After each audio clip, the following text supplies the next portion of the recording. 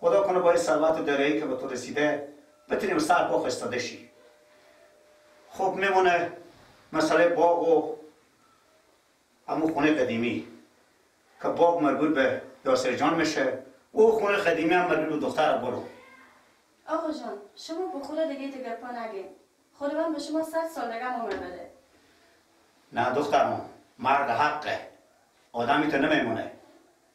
ایتا هم مراحتون هم شماها.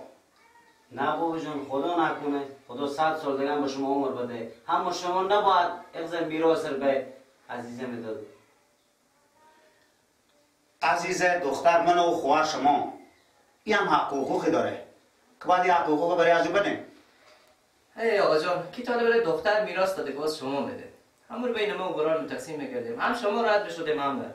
باز ما که نمورده تا زمانی که زنده باشیم خواهر من خودمونه. همین رقم که شما حق و حقوقی داریم عزیزه هم حق و حقوقی داره. باز اگه حق و حقوق ما و شما برای ازو ندیم قانون میده، شریعت میده. بفهمیدین؟ پس باید حق عزیزه هم باید بدیم. صحیح آقا جان، هر چی شما میگین. شخصی که از قرابت زن و مقصد معروف ساختن هست حق میراث یا اختلاف سایر حقوق شرعی و قانونی و یا انکار ولی قرابت وی به حکم محکمه ثابت گردد، از به حوال به حبس قصیر که از 6 ماه بیشتر نباشد محکوم می‌گردد.